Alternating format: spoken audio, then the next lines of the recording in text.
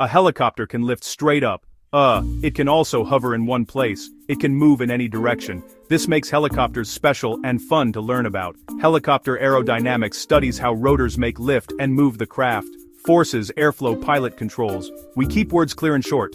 The one-line definition is simple and true. Helicopters use spinning blades to fly. Each blade acts like a wing. Air moves over the blade surface. Low pressure above, higher pressure below. That pressure difference makes lift. Lift holds the helicopter up. This is the basic idea of rotor lift. A rotor blade is thin and long. Front edge, back edge, air flows from front to back. The top surface curves more than the bottom. This shape helps the pressure difference. The faster the blade moves, the more lift it can make. Blade speed matters a lot. This is why rotors spin fast. Good designs balance lift and drag. Engineers test blades in wind tunnels. Pilots learn to feel lift changes. Simple rules help beginners. Keep sentences short to aid reading. Plain words, clear steps.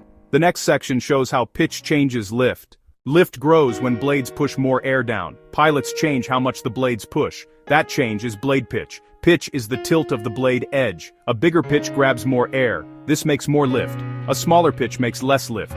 Pitch control is the main way to climb or descend. The collective moves all blades together. Raise the collective and lift goes up. Lower it and the helicopter goes down. This is a simple and strong control. The pilot uses collective with the throttle. Engines must supply more power for higher pitch. Power and pitch work as a pair. Both must be balanced. Blade pitch is not the same around the disc. The cyclic changes pitch as blades spin. This makes the rotor disc tilt a bit. Tilt changes where lift points. That change moves the helicopter. Small pitch changes make big direction changes.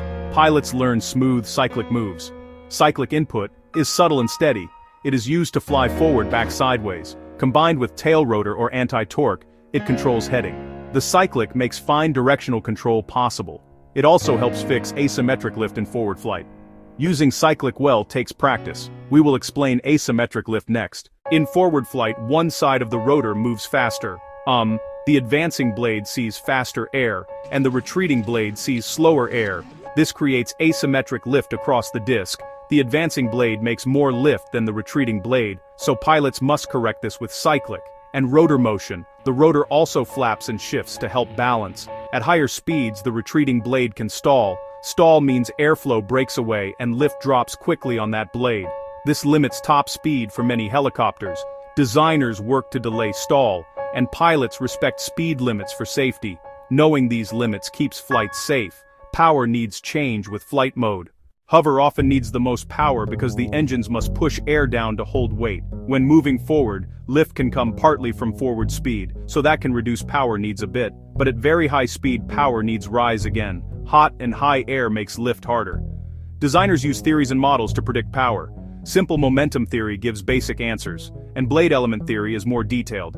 Engineers also use computers and tests. These tools help pick engines and rotors, and help make safer and more capable helicopters.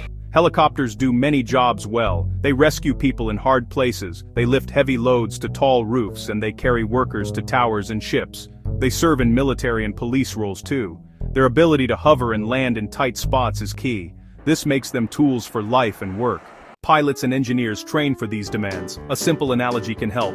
Think of a bicycle wheel with small wings on the rim. Spin the wheel, it pushes air. Tilt the wheel, it moves the bike. This is like a rotor disc. A small sketch of the wheel can be a helpful diagram idea. If you want to learn more, read books, watch demos, practice with models, try simple kits. Avian Vibe sells books, Avian Vibe sells models, Avian Vibe sells gifts. They have beginner guides and small rotor toys. They make learning fun and hands-on. Thank you for reading this guide.